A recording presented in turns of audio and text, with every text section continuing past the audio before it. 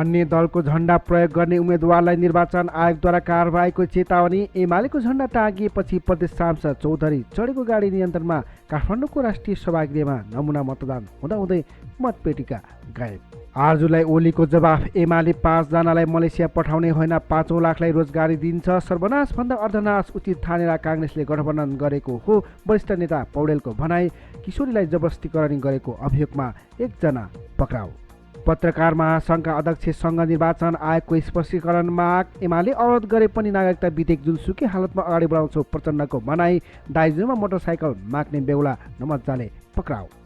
रुसीमाथि प्रतिबन्ध बढ्न थालेसँगै कच्चा तेलको मूल्य उकालो चढ्दै। सङ्कटकाल घोषणाप्रति अमेरिका र युरोपेली सङ्घको श्रीलङ्का सरकारमाथि गम्भीर प्रश्न। आन्दोलन चर्किएपछि श्रीलङ्काका प्रधानमन्त्री राजीनामा दिने मुडमा। अफगानिस्तानमा तालिबानद्वारा महिलालाई बुर्का लगाउन आदेश। उत्तर कोरियाद्वारा जापानी सागरमा पनडुब्बीबाट ब्यालिस्टिक मिसाइल परीक्षण। अमेरिकी महान्यायाधिवक्ताले तेलको मूल्य बढाउने विरुद्ध मुद्दा चलाउन पाउने विधेयक पारित। काङ्ग्रेसको बागी उम्मेद्वार घर पछाडि झुन्डिएको अवस्थामा फेला। ओलीप्रति झाँक्रीको कटाक्षी। चन्द्रमामा भर्याङ लगाउने जस्ता कथाहरूले जनताको भोको पेट भरिँदैन। चुनाव प्रसारमा हिँडेको कार्यकर्ता गाडीबाट खसेर मृत्यु। रोकेर आचार संहिता उल्लङ्घन। गठबन्धन विरुद्ध जानेलाई कारबाही गर्न प्रधानमन्त्री देउवाको निर्देशन।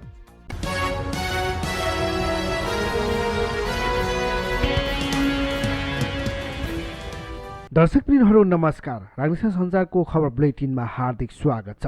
आज पनि केही चर्चामा रहेको केही महत्त्वपूर्ण ताजा समाचारको साथमा म राजनीतिमणि उपस्थित भइसकेको छु। पुरा समाचार अत्यन्तै महत्त्वपूर्ण रहेकोले अन्त्यसम्म हेरी लाइक गर्न, कमेन्ट गर्न, त्यसै गरी साथीभाइ माझ सेयर गर्न नबिर्सिनुहोला। साथै संसारभर कुन ठाउँ, कुन जिल्ला, कुन देशबाट यतिखेर प्रत्यक्ष रूपमा हेर्दै हुनुहुन्छ कमेन्ट बक्समा जानकारी गराउनुहोला। सदैव ताजा र सत्य समाचार हेर्नको लागि हाम्रो युट्युब च्यानल सब्स्क्राइब गरी सँगै आउने बेल आइकनलाई पनि प्रेस गर्न नबिर्सिनुहोला।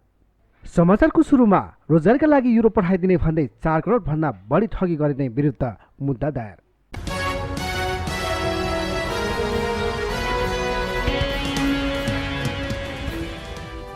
वैदेशिक रोजगार विभागले जेन्युन एजुकेसन एन्ड कन्सल्टेन्सी प्रणालीका सञ्चालक सुजन भट्टराई विरुद्ध वैदेशिक रोजगार न्यायाधिकरण मुद्दा दायर गरेको छ। सञ्चालक सुजन भट्टराईले युरोपका विभिन्न मुलुकमा रोजगारीको लागि पठाइदिने भन्दै 4 करोड रुपियाँ भन्दा बढी ठगी गरेको आरोपमा शुक्रबार मुद्दा दायर गरेको हो। विभागले कन्सल्टेन्सीका सञ्चालक भट्टराई सहित मेघबहादुर गुरुङ, सुनिल लम्सालाई पनि ठगी मुद्दामा विपक्षी बनाएको छ। उनीहरूले विभागमा खटिएको नेपाल प्रहरीको डिएसपी कमान्डको टोलीले गत चैत 28 गते पक्राउ गरेको थियो। उनीहरूले पोर्चुगल, स्पेन र फ्रान्स सहितका मुलुकमा वैदेशिक रोजगारमा लैजाने भन्दै प्रति व्यक्ति 17,92,000 रुपियाँसम्म ठगी गरेको विभागले जनाएको छ। 22 जनाबाट असुली गरेको 2,88,41,700 र त्यसको 50% अर्जना सहित 4,23,50,000 रुपियाँ बिगो कायम गरेको विभागले जनाएको छ। त्यसै गरी हामीसँग अर्को समाचार छ। रुसमाथि प्रतिबन्ध बढ्न थालेसँगै कच्चा तेलको मूल्य उकालो।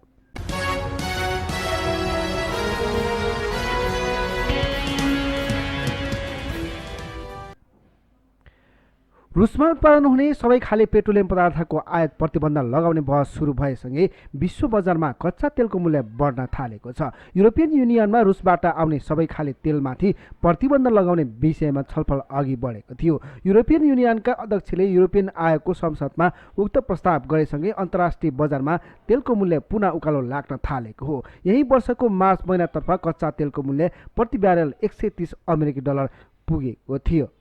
त्यसपछि बिस्तारै घटेर प्रति ब्यारेल $100 तर्फ आइपुगेको कच्चा तेलको मूल्य पुनः उकालो लागेको हो। रुसको तेलमाथि पूर्ण प्रतिबन्ध लगाउँदै अर्थतन्त्र धरायासी बनाउने प्रस्तावसँगै मूल्य उकालो लागिरहेको छ। आज अन्तर्राष्ट्रिय बजारमा कच्चा तेलको मूल्य प्रति ब्यारेल $112 पुगेको छ। ब्रेन्ट कच्चा तेलको मूल्य $112 रुपियाँमा पुग्दा WTI कच्चा तेल $109 प्रति ब्यारेल पुगेको हो। कच्चा तेलको मूल्य बढेसँगै त्यसको प्रत्यक्ष प्रभाव नेपालमा पनि पर्छ। त्यसै गरी हामीसँग अर्को समाचार छ। घर पछाडि भेटियो उम्मेदवारको शव।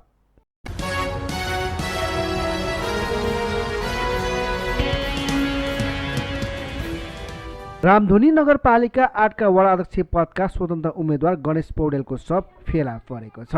नेपाली कांग्रेसका उम्मेद्वार विरुद्ध बागी उम्मेद्वार दिएका पौडेलको शव शनिबार आफ्नै घर पछाडि झुन्डिएको अवस्थामा भेटेको हो। प्रहरीका अनुसार उनले आत्महत्या गरेका हुन्। 3 दिन अघि मात्र पौडेल अपहरणमा परेको भन्दै खोजीका लागि परिवारजनले प्रहरीमा उजुरी दिएका थिए। त्यसको भोलिपल्ट सम्पर्कमा आएका पौडेलले आफू साथीको घरमा बसेको बताएका थिए। चुनाव र पार्टीगत विवादले पौडेल केही दिन यता तनावमा रहेका थिए। नेपाली कांग्रेसका क्रियाशील नेताका रूपमा सक्रिय पौडेलले वडा अध्यक्षको दावी गरे पनि पार्टीले उम्मेद्वार नबनाएपछि बागी उम्मेद्वार दिएका थिए। त्यसपछि पार्टीले उम्मेद्वार फिर्ता गर्न दबाब दिएको उनका आफन्तहरू बताउँछन्। उम्मेद्वारी फिर्ता नलिएपछि कांग्रेसले उनलाई साधारण सदस्य समेत नरहने गरी कारबाही गर्ने निर्णय गरेको थियो। प्रहरीले भने घटनाबारे थप अनुसन्धान थालेको जनाएको छ।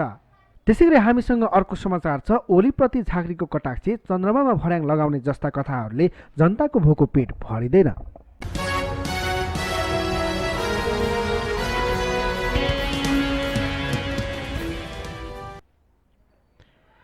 शहरी विकास मन्त्री एवं नेकपा एकीकृत समाजवादीका सचिव रामकुमारी झाँक्रीले गलत पात्र र प्रवृत्तिलाई परास्त गर्ने समय आएको बताएकी छिन्। आसन्न स्थानीय तहको निर्वाचनले संसद विघटन गर्ने एमालेलाई परास्त गर्ने दावी समेत गरेकी छिन्। 5 दलीय गठबन्धनले शनिबार बुटवलमा आयोजना गरेको कार्यक्रमलाई सम्बोधन गर्दै उनले न्यायमूर्तिका रूपमा रहेका मतदाताले आफ्नो सचेततापूर्ण गठबन्धनका उम्मेद्वारलाई दिने विश्वास व्यक्त गरेकी छिन्। एमालेतर्फ लक्षित गर्दै सचिव झाँक्रीले पटक पटक भोट हालेर नेतृत्व पुर्याउँदा पनि सुकुम्बासी, अव्यवस्थित बसोबासी र आम नागरिकको समस्या जीवका त्यो राख्ने दललाई चिन्ने बेला आएको बताएकी छिन्। उनले गलत काम गर्दा गलत भनेर भन्न नसक्नेहरू परिवर्तनकारी हुन नसक्ने उल्लेख गर्दै उनले भनिन्, प्रश्न गर्न नसक्ने मान्छे र भजन मण्डलीले परिवर्तनको लागि काम गर्न सक्दैन। सेटेलाइटबाट आकाश किन्ने कुरा, चन्द्रमामा भर्याङ लगाउने चुच्ची रेल ल्याउने, सुन्दै रोमाञ्चक बनाउने कथाहरूको जनताको भोको पेट भरिँदैन। एमाले र त्यसका अध्यक्ष ओलीमाथि खनेकी उनले भनिन्, यी सबै कामहरू पूर्ववर्ती केपी ओलीको सरकारले गर्यो, त्यसैले हामी त्यस्ता विचारलाई परास्त गर्नैपर्छ। उनले यिनै प्रवृत्ति परास्त गर्न गठबन्धनको आवश्यकता भएको बताएकी छिन्। त्यसैगरी अर्को समाचार छ। श्रीलङ्काका प्रधानमन्त्री राजीनामा दिने मुडमा।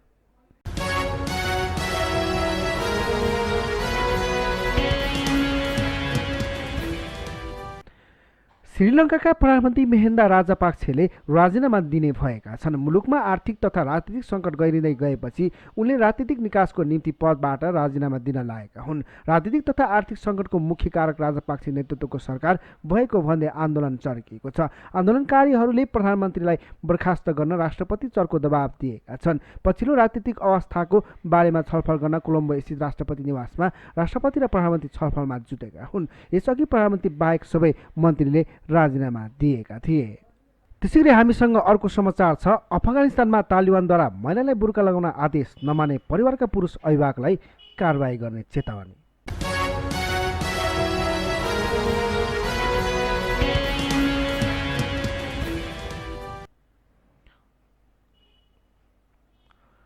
तालिबान अधिकारीहरूले सार्वजनिक स्थानहरूमा अनुहार पुरै ढाक्ने गरी बुर्का लगाउन अफगान महिलाहरूलाई आदेश दिएका छन्। अघिल्लो वर्ष सत्ता कब्जा गरे यता उनीहरूले लगाएको कठोर निर्णयका रूपमा यसलाई हेरिएको छ। आफ्नो पहिलो शासनकालमा यस्तै व्यवस्था लागू गरेका उनीहरूले अघिल्लो वर्ष सत्ता हातमा लिएपछि बुर्का अनिवार्य गर्ने बारे कुनै आदेश दिएका थिएनन्। नैतिक आचरणमाथि नियमन गर्ने तालिबान मन्त्रालयले यो प्रतिबन्धलाई सुझाव भनेको छ। तर यसका कारण नगर्ने महिलाहरूका श्रीमान वा पुरुष अभिभावकहरूलाई छोटो जेल सजाय सहितका कारबाही गर्ने चेतावनी पनि दिएको छ। तालिबानहरूले सत्ता हातमा लिएपछि कतिपय महिलाहरूले बुर्कासँग अफगान संस्कृतिको सम्बन्ध नभएको भन्दै प्रदर्शन गरेका थिए। तालिबानको पछिल्लो कदमलाई महिलाहरूको स्वतन्त्रतालाई थप कुण्ठित गर्ने उनीहरूको प्रयास रूपमा हेरिएको छ। बीबीसीका सिकन्दर केरमानी भन्छन्, नैतिक आचरणमाथि नियमन गर्ने तालिबान मन्त्रालय हालैका सातामा सक्रिय बन्दै गएको छ। उनका अनुसार उक्त मन्त्रालयले महिलाहरूलाई पुरुष बिना एक्लै लामो दूरीको यात्रा गर्न रोक लगाएको छ एवं महिला र पुरुषलाई एकै समयमा पार्कमा जान रोक लगाएको छ। केरमानीका अनुसार कुनै महिलाले बुर्का नलगाएको अवस्थामा पहिलो चरणमा बुर्का नलगाउने महिलाको घर पहिचान गरी उनको परिवारका पुरुष सदस्यहरूलाई सुझाव दिइनेछ। फेरि पनि उक्त निर्णय पालना नगरेमा पुरुष अभिभावकलाई मन्त्रालयमा बोलाउनदेखि अदालतसम्म लगेर कारबाही गर्ने समय भनेको छ। तालिबानहरूले अनुहार नढाक्ने महिलाका पुरुष अभिभावकहरूलाई 3 महिना जेल थुन्न समेत पनि चेतावनी दिएका छन्। त्यसैगरी हामीसँग अर्को समाचार छ। किशोरीलाई जबरजस्ती गर्ने गरेको अभियोगमा पक्राउ।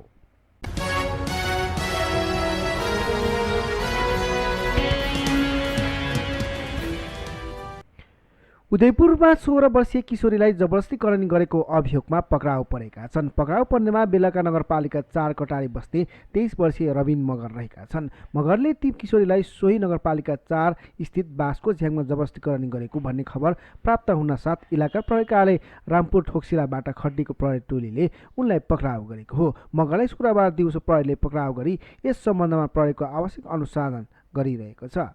हामीसँग अर्को समाचार छ। काठमाडौँको राष्ट्रिय सभागृहमा नमुना मतदान हुँदाहुँदै त्यसैगरी हामीसँग अर्को समाचार छ। काठमाडौँको राष्ट्रिय सभागृहमा नमुना मतदान हुँदाहुँदै मतपेटिका गायब।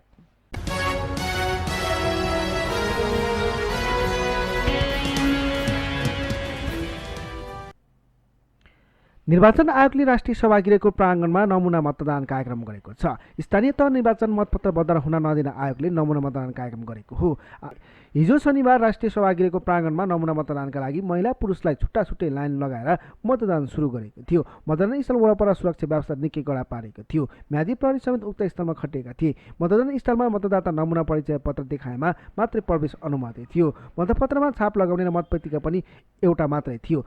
मतदाताले धमाधम मतदान गरिरहेकै क्रममा दिउँसो 2 बजे मतपेटिका राखेको ठाउँमा एकजना मास्क लगाएका व्यक्ति हतार आए र मतपेटिका टपक्क उचालेर दौडिहाले। त्यसपछि प्रहरी र म्यादी अक्क भए। मतपेटिका उचालेर दौडादौडी गर्दा ती व्यक्ति अलि पर पुग्न नपाउँदै प्रहरी फन्दामा परे र मतपेटिका प्रहरीले आफ्नो नियन्त्रणमा लिएको थियो। मतदान स्थलमा पुगेका कतिपयले मतपेटिका लुटियो भन्ने ठाने, तर मतदानका क्रममा मतपेटिका यसरी लुटिन सक्ने, यस्तो घटनाबाट कसरी बच्ने भन्ने डेमो देखाएको निर्वाचन आयोगका अधिकारीले जानकारी दिएका थिए। हामीसँग अर्को समाचार छ। चुनाव प्रचारमा हिँडेको गाडीबाट खसेर मृत्यु।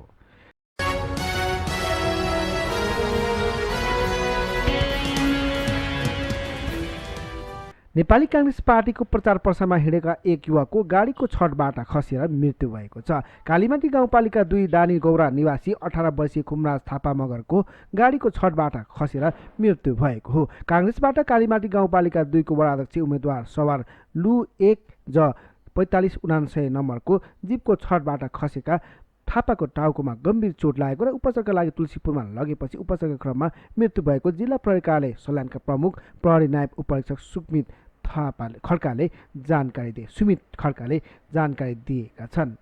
अहिले गाडी र चालक दाङ जिल्ला बबई गाउँपालिका 2 निवासी खुमबहादुर छन्तेललाई पक्राउ गरी थप अनुसन्धान भइरहेको प्रहरीले जनाएको छ। त्यसैगरी अर्को समाचार छ। अन्य दलको झण्डा प्रयोग गरी उम्मेदवारलाई कारबाहीको चेतावनी।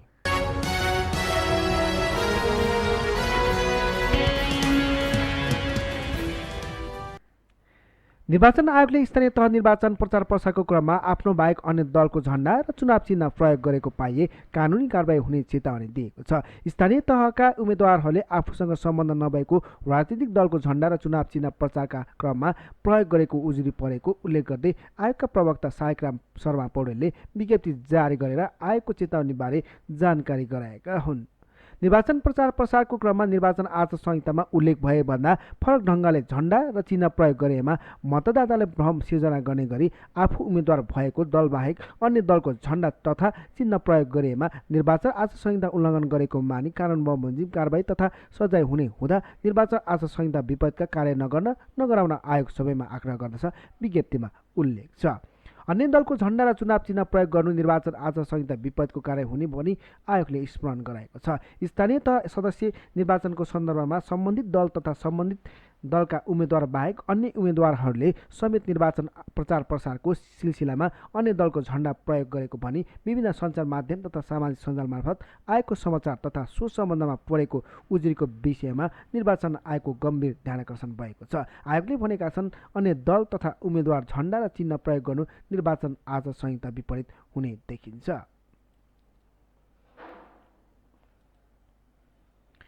त्यसैगरी अर्को समाचार छ। दाइजोमा मोटरसाइकल माग्ने बेहुला पक्राउ।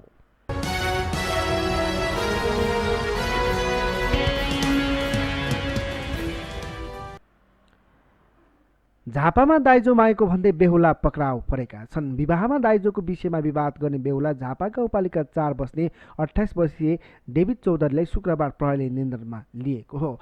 मेचीनगर नगरपालिका 15 स्थित बेहुलीको घरमा बेहुला चौधरीले दाइजोमा मोटरसाइकल नदिएको भनेर विवाद गरेपछि बेहुली पक्षले विवाहमा लेनदेन गर्न नहुने सम्बन्धी कसुरमा जाहेर दिएपछि उनलाई प्रहरीले नियन्त्रणमा लिएको हो। यस सम्बन्धमा इलाका प्रहरी कार्यालय दुलाबारीबाट थप अनुसन्धान कार्य भइरहेको छ। अर्को समाचार छ, एमाले अवरोध गरे पनि नागरिकता विधेयक जुनसुकै हालतमा पनि अगाडि बढाउँछौ, प्रचण्डको यो भनाइबाट।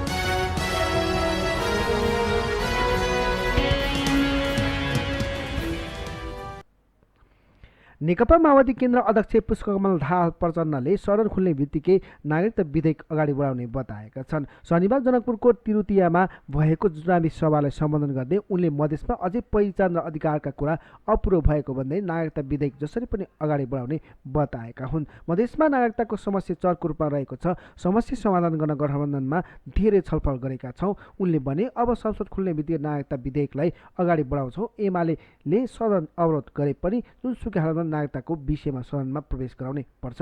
यस्तै उनले आफू दोस्रो पटक प्रधानमन्त्री हुँदा संविधान संशोधन गर्न चाहे पनि एमालेका कारण संसदमा दर्ता भएको प्रस्ताव पारित हुन नसकेको दोहोऱ्याएका छन्। त्यसै अर्को समाचार छ, अमेरिका महाधिवक्ताले तेलको मूल्य बढाउने विरुद्ध मुद्दा चलाउन पाउने विधेयक पारित।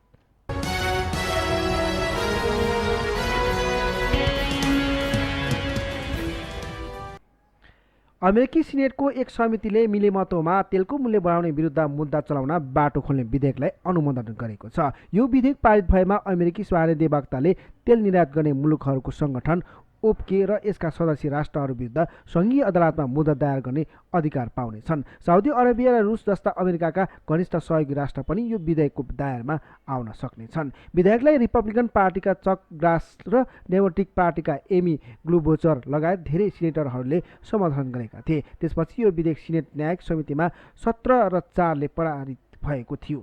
व्हाइट हाउसका प्रवक्ता जेन साकीले बनिन प्रशासन कानुनको सम्भावित प्रभाव र परिणामलाई बारे चिन्तित छौँ, विशेष गरी रुस युक्रेन सङ्कट जारी छ, व्हाइट हाउस अझै यो विधेयक हेर्दैछ। अर्को समाचार छ, एमालेको झण्डा टाँगिएपछि प्रदेश सांसद चौधरी चढेको गाडी नियन्त्रणमा।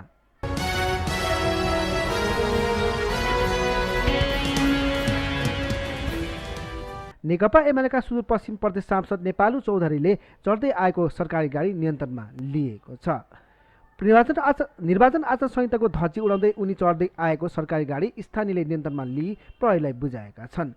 प्रदेश सांसद चौधरी सावर C1J307 नम्बरको गाडी धनगढी उपमहानगरपालिका 19J गाउँबाट शनिबार राति करिब 9 बजेको समयमा नेपाली काङ्ग्रेस सम्बन्ध युवाहरूले नियन्त्रणमा लिई प्रहरीलाई बुझाएका हुन्। स्थानीयका अनुसार सो गाडीमा नेकपा एमालेको झण्डा समेत टाँगिएको अवस्थामा फेला पारेको थियो। जिल्ला प्रहरी कार्यालय कैलालीका प्रहरी नायब उपरीक्षक वेद प्रकाश चौधरीका अनुसार सो गाडी बहुलिया प्रहरी चौकीमा राखिएको छ। साथै घटनाबारे थप अनुसन्धानको काम जारी रहेको उनको भनाइ छ। त्यसैगरी अर्को समाचार छ, उत्तर कोरियाद्वारा जापानी सागरमा पनडुब्बीबाट अर्को ब्लास्टिक मिसाइल परीक्षण।